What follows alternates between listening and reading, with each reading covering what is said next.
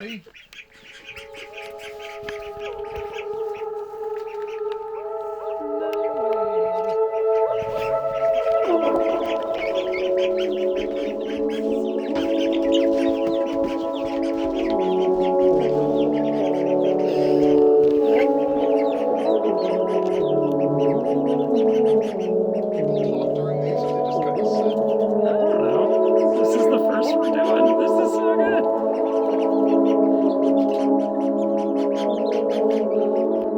Compositionally, it's really rare that I'll go in hearing something in my head that I'm trying to like pull out. It's much more like I'm kind of searching for the right thing that matches something maybe I don't even know that I'm feeling or thinking about. And then when those things like face each other, I'm like, okay, that's it. You know, the door is open, but now like, let's see like how big is the room? What's the furniture in here like what's going on? Kind of like try and find all the corners of that room. So like, how far can I push this sound this way? How far can I push this sound this way before it doesn't feel like it's a part of that world?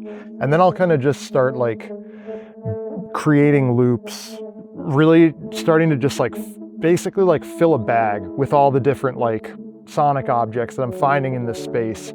And then compositionally, like more often than not, my process is very much collage oriented. So I'll have like an archive of whatever this patch is called or whatever this idea makes me think of. I'll have all those ideas kind of in like a folder of some kind, and I'll just like randomly shuffle through them. And then like as I'm cooking or doing something and hearing them kind of cycle through, I'll just take little notes about like ones that make sense, and then I'll kind of see how they play together. And other times, like from that folder, I'll just kind of like randomly build like a shape in a DAW on different tracks and kind of see how they play together. Or I'll put them all in to different tracks and listen through each track and put markers in the session. And then I'll cut everything else out around the areas that are marked and see how that.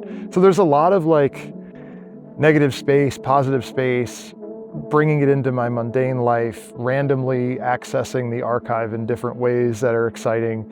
So yeah, that's why Atrium feels great for me, because it's like a lot of what I'm doing is just sort of like, you know, throwing a dart at a map and then getting off the plane wherever it lands, picking a bunch of stuff up, going home, and then throwing it all over the place and then reassess. You know, it's a lot of like, I know I made this, but I don't really remember exactly how, but let's see where we can take it.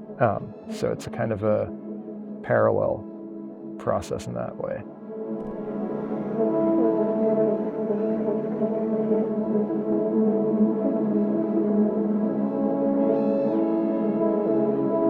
Sometimes, you know, I'm just kind of going through and making different chord shapes, and I'll create a couple of different clusters, and I'll like get to that point where I have the clusters. And I'm like, this is cool. I don't want to lose this. And that's like the point where I will save it and then kind of spend some time like living within that, you know, sonic world.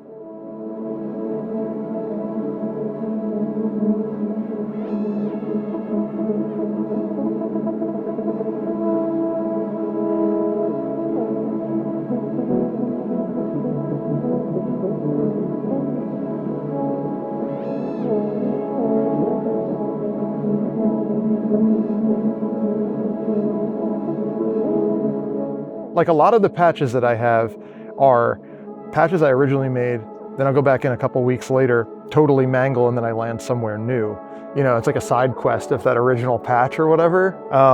Atrium, I think, really opens a door that says like, that works. Like you can continue to discover without having this like encyclopedic knowledge of how to menu dive everything. And I watch the videos a lot to reorient myself, actually, just in terms of like approaching it. But yeah, there is a lot of sitting with the unknown parts of it and then trying to see like, okay, what can this morph into?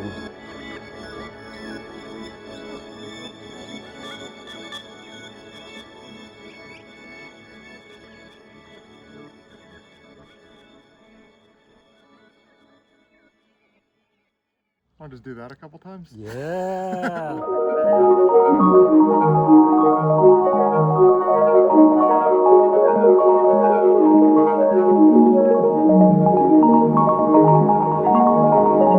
That patch like is really fun because all of the like the timing of the stuttering that's happening with the oscillator is all like automated to be kind of like random or generative. So it's like, it's changing speed a lot on its own, and I'm kind of following the speed that it's creating with different loops that I'm pulling from it as I go.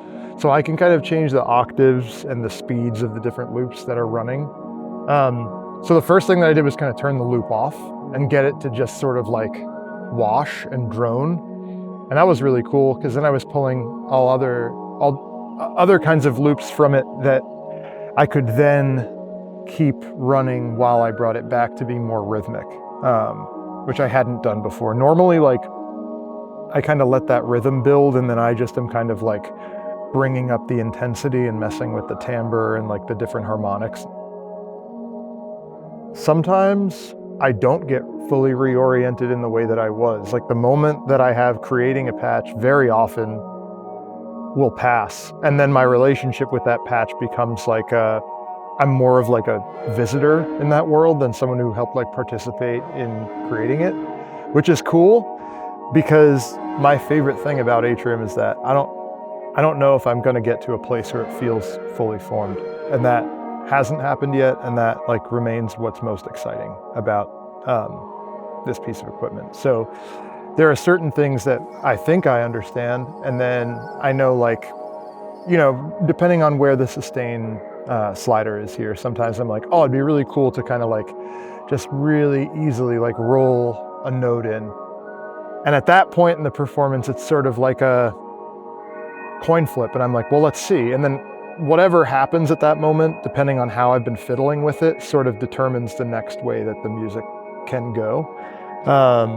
And a lot of these things are sort of set up in a way that I think kind of complements the uncertainty that I kind of choose to introduce with Atrium. So no fully formed mental model whatsoever. As soon as I feel myself kind of getting close to that with a patch, that's when I know it's kind of time to move on to a new patch.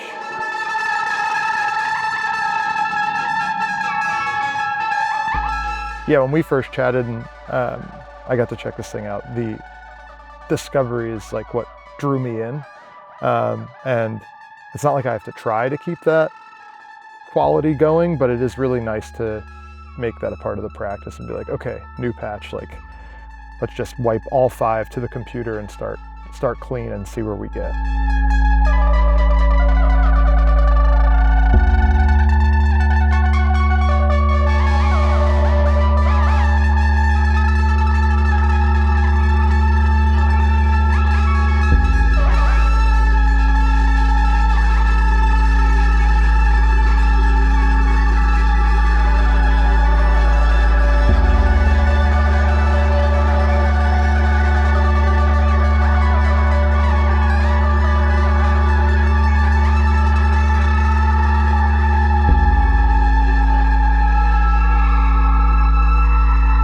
It's funny to be asked questions about this, because a lot of times I'm not thinking too much about it. It's just helping me do what I'm already doing in a way that's like much more intuitive than a lot of other pieces of gear. I've tried to express the same thing. It's like it's like a shortcut to a lot of the spaces I'm trying to mine.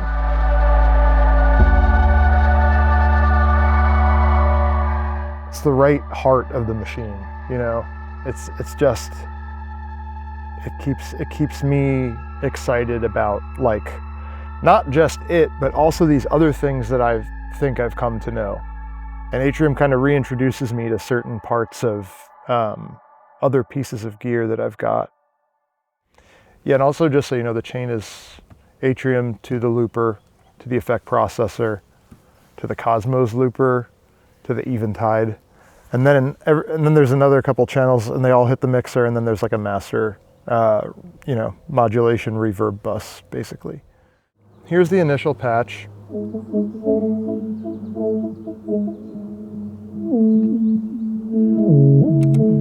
So I'll just start to capture a couple loops here that are usually longer form loops to help me build up a cloud later on. And this processor is in the chain before this ambient looper, so I can create different kinds of character from Atrium, even without touching it. That can then be captured in loops. So we'll call that one good and start another loop. I'll reverse that one and bring the octave down. And then we can start to bring in some different things like a doubler, little reverb, a filter, and some like slight drive sweetener.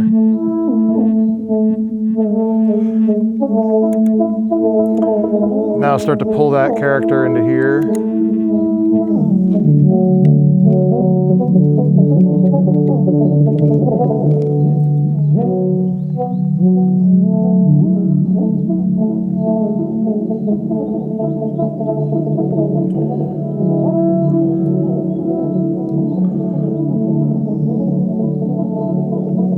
Then we can kind of go in here and shift up the textures that we're introducing with this.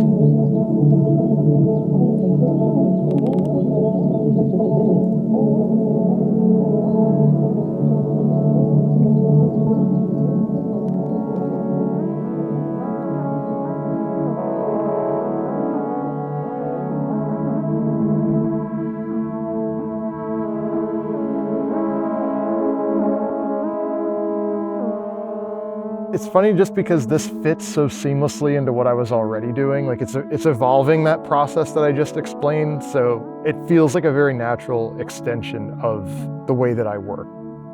I've kind of gotten in the habit of recording maybe too much when I'm using this thing. It's crazy how consistently at gigs people are like, whoa, what's that?